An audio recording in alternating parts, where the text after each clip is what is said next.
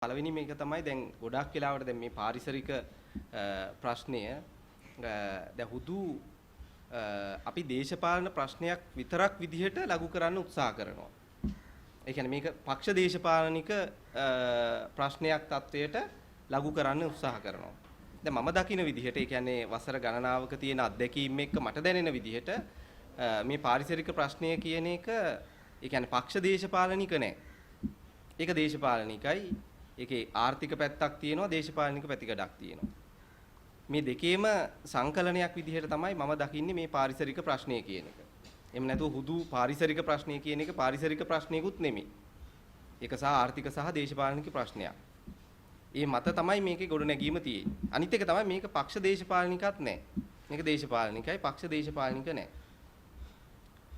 ඉතින් ඒ හින්දා මේකේ පරාසය අපිට සාකච්ඡා කරන්න තියෙන පරාසය ඒ කියන්නේ සමහර වෙලාවට මේ ආණ්ඩු බලයටපත් වෙන ස්වභාවයත් එක්ක ඒකේ වෙනස්කම් තියෙනවා. දැන් ඒකේ වෙනස්කම් තියෙනවා කියන එකේ අදහස වෙන්නේ අපි ප්‍රජාතන්ත්‍රවාදී ව්‍යුහයක් තුලත් මේ පරිසර විනාශය වෙනවා. ඊට පස්සේ ඒකාධිපති ව්‍යුහයක් තුලත් මේ පරිසර විනාශය වෙනවා. මොකද හේතුව තමයි මේ දෙකම බැඳිලා තියෙනවා ආර්ථික ප්‍රශ්නයත් එක්ක. එහෙම නැත්නම් මේ නව ලිබරල් ආර්ථික සැලසුම් එක මේක බැඳිලා තියෙනවා. ඉතින් මෙන්න මේ හින්දා තමයි අපි මේ ප්‍රශ්නය ටිකක් විවෘතව සාකච්ඡා කරන්න ඕනේ. මේක සීමාවක් අපිට දාගෙන සාකච්ඡා කරන්න ගියොත් එහෙම පොඩි ගැටලුවක් තියෙනවා. ඉතින් ඒ හින්දා මම මේ සීමාව පොඩ්ඩක් පුළුල් කරගන්න උත්සාහ කරනවා. ඉතින් මේ සීමාව පුළුල් කරගෙන තමයි මම මේ සාකච්ඡාවට පිවිසෙන්නේ. ඉතින් අපි දැන් මම හිතන්නේ මේ වර්තමාන රජයේ බලයටපත් වුණාට පස්සේ නිකන් සමාජගත වෙලා තියෙනවා මේ පරිසර විනාශය වැඩිද කියලා ඉවර වෙලා. එහෙම නැත්නම් මේ වනාන්තර එලිපෙහෙලි කරන එක වැඩිද? මීට ඉස්සෙල්ලා මේ වගේ සිද්ධ වුනේ නැද්ද? සහ ඊට පස්සේ මීට ඉස්සෙල්ලා මේ වැරදි සංවර්ධන ක්‍රියාවලින් සිද්ධ වුණේ නැද්ද කියන අදහසක් පොඩ්ඩක් සමාජගත වෙන්න බලනවා. නේද? එතකොට දැන් සමහර වෙලාවට ඒ හින්දාම අපිට චෝදනා කරන්න හරි පහසුයි මේ දැන් තමයි මේගොල්ලෝ කෑ ගහන්නේ මීට ඉස්සෙල්ලා කෑ ගහන්නේ නැහැ වගේ අදහසකුත් සමාජගත වෙනවා. ඉතින් මෙන්න මේකත් එක්ක බලනකොට අපි මේ සාකච්ඡාව ටිකක් වෙනස් පැතිකඩයන් කීපයක් එක්ක තමයි ගෙනියන්න වෙන්නේ. දැන් අපි දන්නවා වර්තමාන රජයේ බලයටපත් වුණාට පස්සේ පළවෙනියෙන්ම මේ ස්වභාවික සම්පත් එක්ක තීන්දුව ගත්ත ඒ කියන්නේ වැරදිම තීන්දුව ගත්ත. ඒ කියන්නේ නීති ආධිපත්‍ය සම්පූර්ණයෙන්ම බිඳවට්ටපු අවස්ථාව තමයි මම හිතන්නේ ඔයගොල්ලෝ දන්නවා පතල් හා khනිජ ද්‍රව්‍ය පනත. එහෙම නැත්නම් විශේෂයෙන්ම පස් වැලි සහ මැටි ප්‍රවාහනය කරන්න තියෙන බලපත්‍ර අහෝසි කිරීම කරා.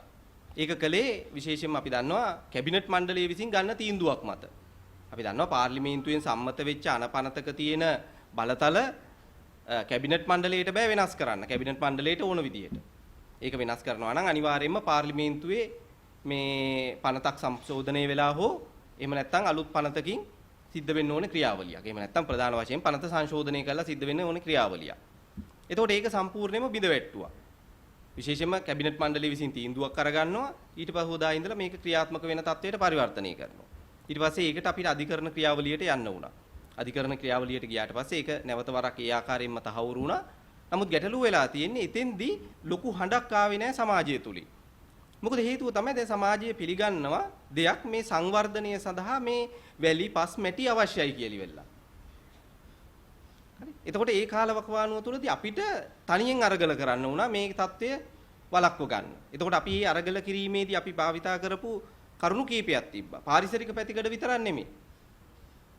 මෙතන සංවර්ධන ප්‍රවේශයේ පැතිකඩකුත් තියෙනවා. මොකද හේතුව තමයි අපි දන්නවා සීමා සහිත වෙච්ච සම්පතක් අපි අසීමිත ලෙස වැරදි විදිහට අවභාවිතා කිරීම හරහා ඒ සම්පත බිඳ වැටිලා වර්තමාන සහ අනාගත සංවර්ධනය කියන දෙකම බිඳ වැටෙනවා.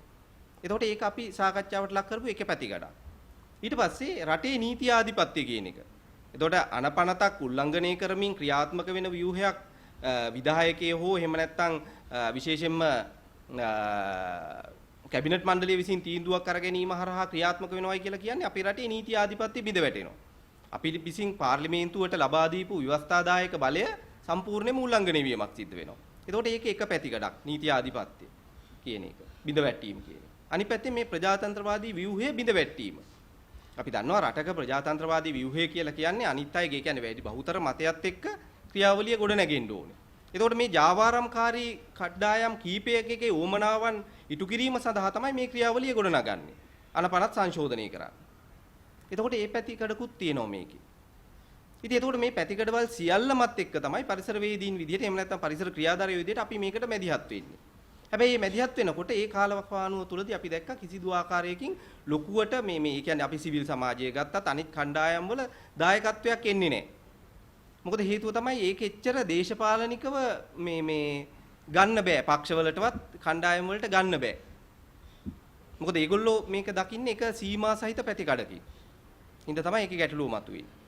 එතකොට දැන් ඔහොම ගිහිල්ලා ඉවර වෙලා එක අවස්ථාවක් එනවා ආපහු ඔය 5/2001 කියන චක්‍රලේඛය සංශෝධනය කිරීම. සංජීව කිව්වා වගේ 5/2001 චක්‍රලේඛය සංශෝධනය කරලා ඉවර වෙලා මේ වනාන්තර විශාල ප්‍රමාණයක් උත්සාහ කරනවා මේ විවිධ භාවිතාවන් සඳහා ලබා ගන්න.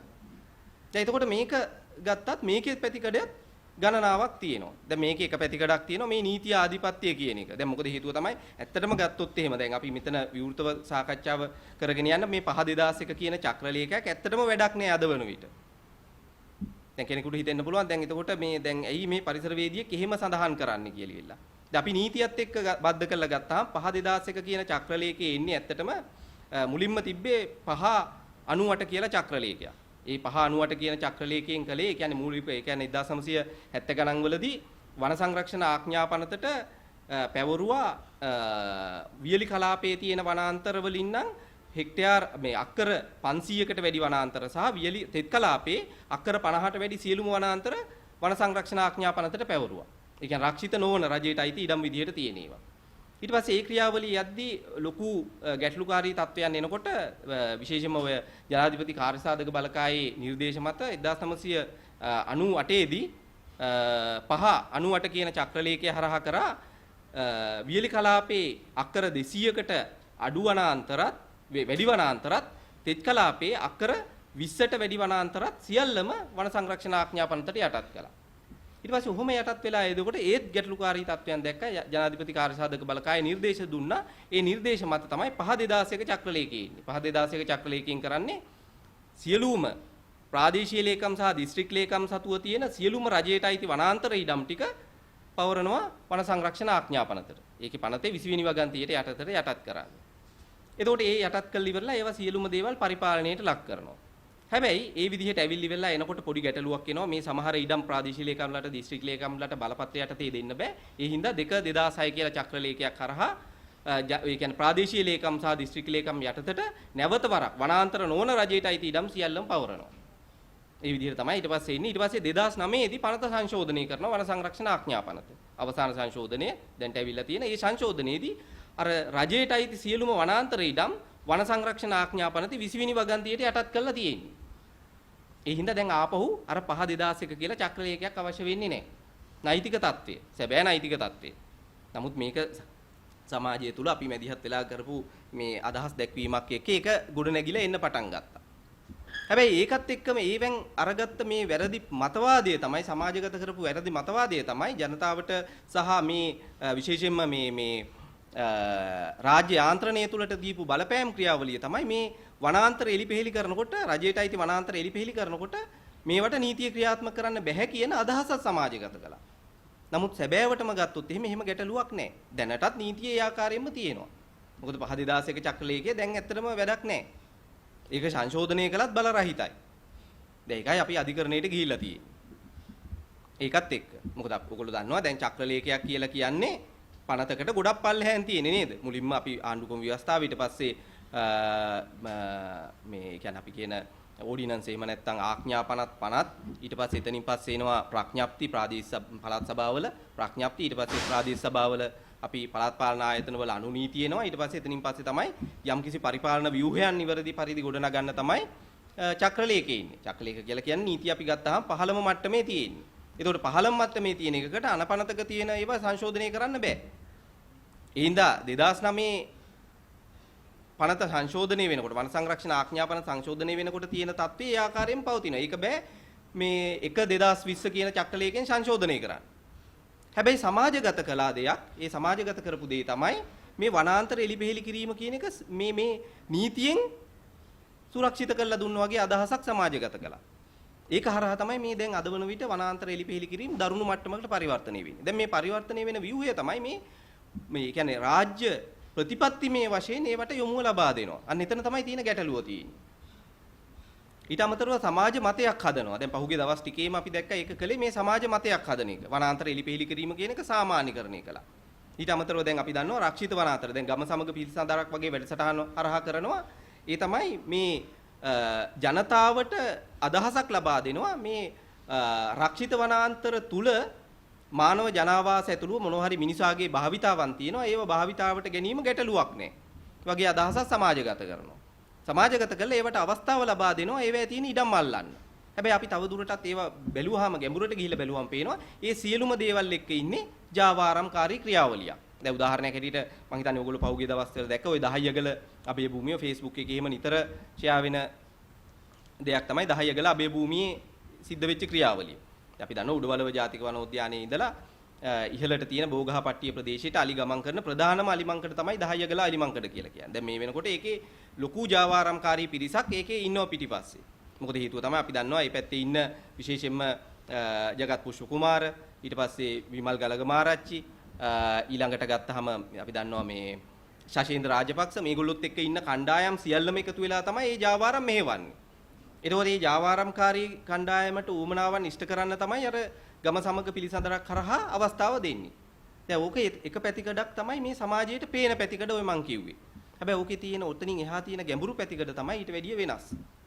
අපිට ওই පේන එකෙන් එහා තමයි ඊතුරු දේවල් ටික තියෙන්නේ. ඒ තමයි මේ ගම සමග පිළිසඳරක් වැඩසටහන් සහ මේ වගේ සමාජගත කිරීම හරහා ප්‍රධාන ක්‍රියාවලිය තමයි අද වන විට අපි දන්නවා ලංකාවේ අති දැවැන්ත ප්‍රමාණයකින් ගත්තහම වනාන්තර ඇතුළුව ඉඩම් මහ පරිමාණයෙන්ම සමාගම් සතු කරන යාන්ත්‍රණයක් ගොඩනංවලා තියෙනවා.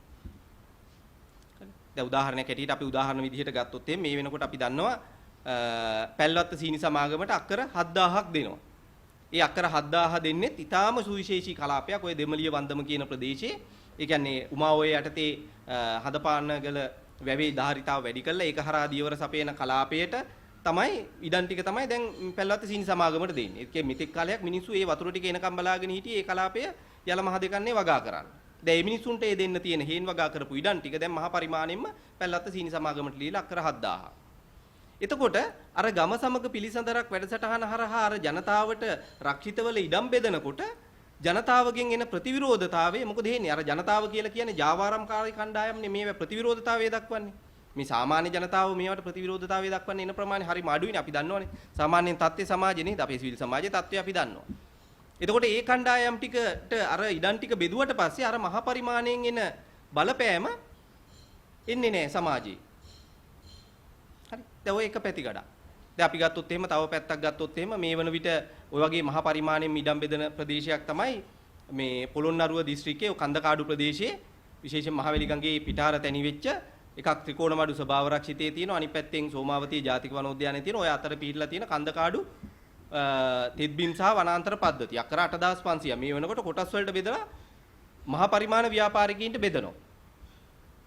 ඒක හරහා ලොකු ගැටලුකාරී තත්වයන් ගණනාවක් මේ වන විටත් උද්ගත වෙමින් යනවා. නමුත් ඉන්නේ නැහැ ලොකු බලපෑම් ක්‍රියාවලියක් ඊට එරෙහිව. මොකද ගම සමග පිළිසඳරක් කරහා අර සුළු පරිමාණයෙන් මිනිස්සුන්ව සන්තර්පණය කරලා තියෙන්නේ.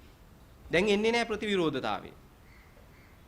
හරි ඊට පස්සේ දැන් අපි ගත්තොත් එහෙනම් පොළොන්නරුව අනුරාධපුර දිස්ත්‍රික්කය ඊට පස්සේ මොනරාගල බදුල්ල දැන් මේ ප්‍රදේශවල අපි දන්නවා කුෂිකර්ම දෙපාර්තමේන්තුව මගින් ඉල්ලලා තියෙනවා අක්කර 80000 ඒ කියන්නේ හෙක්ටයාර් 32000ක් බඩීරිගු වගා කරන්න සමාගම් වලට දෙන්න කියලා ඉවෙලා වන සංරක්ෂණ දෙපාර්තමේන්තුවේ. දැන් වන සංරක්ෂණ දෙපාර්තමේන්තුව ඒ ඉඩම් පෙන්වන්න කියලා අනුරාධපුරයේ මොනරාගල සහ බදුල්ල දිස්ත්‍රික්ක වලට දැන් ඉඩම් පෙන්වන්න කියලා ඉවෙලා කියලා තියෙන. දැන් ඉඩම් පෙන්වමින් යනවා. ඒ සමාගම් වලට ඉඩම් වේගෙන් ලබා දෙමින් යනවා. හැබැයි ගම සමග පිළිසඳරක් කරහා අර සමාජය සාමාන්‍ය පුරවැසියන්ව නිද්‍රාගත කරලා දැන් අරවට එන්නේ නැහැ ප්‍රතිවිරෝධතාවය. අපි දන්නවා එවන්ගාඩ් සමාගමත් එක්ක සම්බන්ධ වෙන අලුත් සමාගම තමයි එවන් ඇග්‍රෝ සමාගම. එවන් ඇග්‍රෝ සමාගම අක්කර 40000ක් ඉල්ලනවා බඩිරුඟු වගා කරන්න. එතකොට ඒකට අවශ්‍ය කරන ශ්‍රමය අරගන්නේ අපේ රැඳවියන්ගේ. ඒගොල්ලෝ පාවිච්චි කරලා තමයි මේ බඩිරුඟු වගාව කරන්නේ. එතකොට ඒකේ පයිලට් ප්‍රොජෙක්ට් එක කරන්න මූලික ව්‍යාපෘතිය කරන්න අක්කර 5000ක් දීලා තියෙනවා. දැන් පළවෙනි අධීරයේදී. දැන් ඒක කරගෙන යනවා. ඊට අමතරව අපි දන්නවා අක්කර 62500ක් මොනරාගල බදුල්ල සහ අම්පාර කියන දිස්ත්‍රික්ක තුනෙන් IMS හෝල්ඩින් ඊට පස්සේ ඒකේ අවුල්කාර සමාගම එහෙම නැත්නම් ඒකට ආයෝජන කරන සමාගම තමයි මේ සිංගප්පූරු සමාගමක් වෙච්ච ගැසෙල් වෙන්චර්ස් සමාගම. අකර 62500ක්. ඒතකොට දැන් මේක මේ අරගන්නේ සියල්ලම අරගන්නේ මේ ගොවි ජනතාව අර සංජීව ඉස්සෙල්ලා සඳහන් කරා වගේ හේන් වගා කරපු ඉඩම්. ඇත්ත හේන් වගා කරපු ඉඩම්. දැන් හේන් වගාව කියලා කියන්නේ ඇත්තටම ඇත්ත හේන් වගාවක් නෙමෙයි. දැන් හේන් වගාව කියලා කියන්නේ ස්ථිර භෝගයක් වෙච්ච බඩිරිඟු වගා කරන ඉඩම් වලට සහ ඊට අමතරව කෙසෙල් වගා කරන ඉඩම් වලට තමයි දැන් හේන් වගා බීම් කියලා කියන්නේ. ඇත්තටම හේන් වගාව කියලා කියන්නේ ඒක නෙමෙයි. ඊට වැඩිය ගොඩාක් එහා ගිය ක්‍රියාවලියක්. එතකොට මෙන්න මේ ඉඩම් ටික තමයි මිනිසුන්ගේ අත්පත් කරගෙන මේ සමාගම් වලට දෙන්නේ. හැබැයි ඒක ප්‍රතිවිරෝධතාවයේ එන එක වළක්වන්න මෙන්න මේ වගේ ක්‍රියාවලියක් එලාගෙන යනවා. ඊළඟ එක තමයි දැන් අපි වගේ කණ්ඩායම් මේකට එරෙහිව හඬ නගනකොට අපි වගේ කණ්ඩායම් වල තියෙන මේ මතයේ එළියට එන එක වළක්වන්න ඕන කරන යාන්ත්‍රණය ගොඩනගනවා අනිත් පැත්තෙන් ශක්තිමත්. ඊළඟ පැත්තෙන් අපි දන්නවා ගොවි සංවිධානවල සභාපතිවරු ඇතුළු නියෝජිතයෝ ගෙන්නලා ඉවර වෙලා ඊළඟට ගෙනියනවා වැඩපිළිවෙලක් මේ වනාන්තර එලිපෙලි කරනවා කියන එක මේ බොරුවක් මේ සමාජගත කරමින් යන්නේ. දැන් මේකත් තව පැත්තකින් එලාගෙන යනවා. ඒ ආකාරයෙන් එතකොට සමාජය තුළ මේ සංවර්ධන විරෝධීන් තත්වයට පරිසරවේදීන් එහෙම නැත්නම් මේ සිවිල් සමාජ ක්‍රියාකාරීකයෝ පත් කරමින් යනවා. ඒ හරහා තමයි මේ ක්‍රියාවලිය ශක්තිමත්ව මේ භූමිය තුළ එලාගෙන යන්නේ. දැන් අපි දන්නවා මේ වනාන්තර ඇතුළු මේ ඉඩම් ටික මහා පරිමාණයෙන්ම මේ සමාගම් සතු කරන ක්‍රියාවලිය විතරක් නෙමෙයි අද වන විට. ඊට අමතරව අපේ රටේ ස්වභාවික සම්පත් වෙච්ච දැන් නැගෙනහිර කලාපයේ මේ වෙනකොට විශේෂයෙන්ම ඉල්මනයිට් රූටයිල් සහ සර්කෝන් කියන මේ ඛනිජ තියෙන සම්පූර්ණ වැලි වැටි ටික මේ වන විට සමාගම් වලට දෙනවා. ඉන්දියානු සමාගම් වලට. ඉන්දියානු සමාගම් දෙකකට දැන් මේ වෙන විට නැගෙනහිර වැලි වැටිය සම්පූර්ණයෙන්ම දීගෙන යනවා. ඒ කියන්නේ ත්‍රිකුණාමලයේ ඉඳලා ඒක විහිදිලා තියෙනවා ප්‍රධාන වශයෙන්ම පානම දක්වා. දැන් ඒකේ කෝමාරි ප්‍රදේශයේ මේ විශේෂයෙන්ම මේ කෝකිලායි ඇතුළු ඒ කලාපේ ඉඩම් මේ වැලි වැටිය ලබා දෙන ඉන්දියානු සමාගමකට මේ වන විට පරිසර බලපෑම් මැගීම් වාර්තාවකුත් සකස් කරලා තියෙනවා. දැන් ගිය මාසේ වාර්තාව සකස් කළා. ගිය 23 වෙනි දැන් ඉවර වුණා මහජන අදහස් දක්වන තියෙන කාල සීමාව. දැන් මේ විදිහට තමයි අරගන්නේ. ඊට අමතරව අපි දන්නවා දැන් මේ වෙනකොට මාගම කිරින්දේ. ඒකේ සම්පූර්ණ වැලි වැටිය තියෙනවා කිරින්දේ ඉඳලා පටන් අරගත්තාම ගොඩවාය දක්වා කිලෝමීටර් 22ක් දිගයි. සම්පූර්ණ වැලි වැටිය. එතකොට මේ වැලි වැටිය ප්‍රධාන වශයෙන්ම තියෙන ඉල්මනයිට් ඇතුළුව රූටයිල් ඉල්මනයිට් කියන ප්‍රධාන ඛනිජ වර්ග. දැන් මේ වෙන විට ඒක ඉන්දියානු සමාගමකට ලබා දීලා තියෙන්නේ. ඒ ලබා දුන්නේ 2006 වසරේ හදපු පරිසර බලපෑම් මැගීම් වාර්තාවක් පදනම් කරගෙන. ඒකට අනුමැතිය ලැබිලත් නැහැ. නමුත් ඒක දැන් ලබා දීලා තියෙනවා. දැන් ඒකට ඕන කරන ක්‍රියාවලිය සිද්ධ වෙනවා. දැන් ඒ අතරතුරදී තමයි අර පහුගිය දවස්වල අපි රංගනයක් දැක්කේ. කවුද මේ විමල් වීරවංශ ගිහිල්ලි වෙලා ප්‍රතිවිරෝධතාවය දක්වන්න ගිහිල්ලා හූ කියලා එහෙම එළියට එන පොඩි රංගනයක් දකින්න ලැබුණේ. මොකද මේ රංගනත් අපිට මේ අතරතුරදී දකින්න හම්බ වෙනවා. දැන් ඒකේ හොඳම උදාහරණය තමයි අපි මේ වගේ දැක්ක හොඳම රංගනයක් දැක්ක අවස්ථාව තමයි ගින්නිල්වලා ගඟ ව්‍යාපෘතිය. දැන් ගින්නිල්වලා ගඟ ව්‍යාපෘතියේදී ප්‍රධාන වශයෙන්ම මේ සමාජයෙන් එන ප්‍රතිවිරෝධතාවයේ වළක්වීම සඳහා පාවිච්චි කරපු ක්‍රියාවලිය තමයි මුලින්ම කිව්වා මේ ව්‍යාපෘතියට අදාළ නැහැ. චමල් රාජපක්ෂ ඇවිල්ලා කියනවා මේ ව්‍යාපෘතිය හදන්නේ සිංහරාජය ඇතුලේ. වැව් දෙකක් හදනවා සිංහරාජය ඇතුලේ. පොඩි වැව් දෙකක් හදලා තමයි මේ හම්බන්තොට ජනතාවට වතුර නැහැ. හින්දා වතුර අරගෙන යන්න තමයි මේ කරන්නේ කියලා වෙලා. ඒතකොට සිංහරාජයෙන් පොඩි වනාන්තර ටිකක් කැපෙනවායි කියලා කිව්වා. ඒතකොට දැන් හැමෝම පටන් ගත්තා මේකට විරෝධතාවය දක්වන්න. ගින්විලා ව්‍යාපෘතිය කියන්නේ මොකද්ද කියලා දන්නෙත් නැහැ. ඒකේ අරමුණ මොකද්ද කියලා දන්නෙත් නැහැ. හැබැයි අර සිංහරාජය කැපෙනවායි කිව්ව හැටියෙම ලොකු පිරිසක් පටන් ගත්තා ඒකට. සමහරු යුනෙස්කෝ එකට ලිව්වා. සමහරු මෙහි අරගල කරන්න පටන් ගත්ත සිංහරාජය කැපෙනවායි කියලා වෙලා. හැබැයි ඊට පස්සේ ඒක පොඩ්ඩක් මේ මතුවෙන්න ඇදලි වෙලා ඊට පස්සේ ඒක යටපත් කළා කිව්වා අපි සිංහරාජයේ මේක කරන්නේ නැහැ කියලා වෙලා. අපි ඊටාම පැහැදිලිව දැනගෙන හිටියා මේක මේ ඊටාම සැලසුම් සහගත රංගනයක් කියලා වෙලා. මොකද හේතුව තමයි අපි දන්නවා මේ ව්‍යාපෘතිය සඳහා හැදුවා සැලසුම් තුනක්. ගින්නිල්වලා ගඟ ව්‍යාපෘතිය සඳහා. එහෙම නැත්නම් ගින්ගගේ සහ නිල්වලා ගඟේ වතුර ටික හම්බන්තොටට ගෙන යන සැලසුම තියෙන ව්‍යාපෘති තුනක් හැදුවා. ඒ තුනෙන් එකකවත් නැහැ සිංහරාජය ඇතුලේ මේ ජලාශය ඉදි කරනවායි කියලා වෙලා. මොකද ඕන උනේ එහෙම එකකට තමයි විරෝධතාවය තියෙන්නේ. හැබැයි හරෝල යවන එකට විරෝධතාවය නැහැ. මොකද හරෝල යවීමේ බලාපොරොත්තුව තමයි තියෙන්නේ ප්‍රධාන වශයෙන්ම අපි දන්නවා හම්බන්තොට මහා සංවර්ධන ව්‍යාපෘති ගණනාවක් ක්‍රියාත්මක කරා වතුර ලොකු ප්‍රශ්නයක්. උමාවය හැරෙව උමාවය ෆේල්. ඒ හින්දා තව ජල ප්‍රභවයක් ඕනේ. ඒ හින්දා තමයි ගින්නිල්වලා ගඟ හැරවලා යවන්නේ. ඒ විතර නෙමෙයි මේ වෙනකොට චීන සමාගම් ටික ලොකු බලපෑමක් කරනවා. මොකද අපි දන්නවා දැන් පහුගිය දවස්වල මාගම්පුර වරාය බදු දුන්න අනුමවුදු බදු ක්‍රමයේ යටතේ චීන සමාගමට. දුන්නාට පස්සේ ඒගොල්ලෝ මූලික එකකතාවයක් තියෙනවා. ඒ තමයි අක්කර 15000ක් ඕනේ ඒගොල්ලන්ගේ කර්මාන්ත ශාලා ටික ස්ථාපිත කරන්න. චීන කර්මාන්ත ශාලා. එතකොට මේ අක්කර 15000 මැනීම් කළා හම්බන්තොට දිස්ත්‍රික්කයෙන් කොටසක් සහ මොණරාගල දිස්ත්‍රික්කයේ ඔය මේ රණවරුණාව වැව දෙමළිය වැව ආශ්‍රිතව අක්කර මේ අක්කර 8000ක් විතරත් ඊට පස්සේ අනිත් අක්කර 7000 විතර තියෙන්නේ ගොන්නොරුව පාරත් අඩිසිය පාරත් අතර තියෙන සීමාවේ. තමයි ඊටු අක්කර 7000 තියෙන්නේ. ඒතකොට ඒව ස්ථාපිත කරන්න ඉස්සෙල්ලා වතුර ලබා දෙන්න ඕනේ. දැන් ඒ හින්දා තමයි චීන සමාගම් ඇවිල්ලා දිගින් දිගටම මේ වතුර හරවන ව්‍යාපෘති වලට feasibility studies කරන්නේ. එහෙම නැත්නම් මූලික ශක්්‍යතා වාර්තා සකස් කරන්නේ. දැන් ඒතකොට ගින්නිල් වලායකටත් ශක්්‍යතා ඇගීම කරන්නේ චීන සමාගම්. චීන සමාගම් වලටම වතුර දෙන්නේ ඒගොල්ලොම සැලසුම් සකස් කරනවා ඒගොල්ලොම ක්‍රියාත්මක වෙනවා. දැන් අපි දන්නවා ඒ කියන්නේ දැන් සැලසුම තියෙන ගින්නිල්වලා ගඟේ සැලසුම තිබ්බේ මූලික අධීරයේදී මේ ගින්ගඟේ සහ නිල්වලා ගඟේ ගල මේ වගේ වීඩියෝ දිනපතා නරඹන්න අපේ channel එක subscribe කරන්න.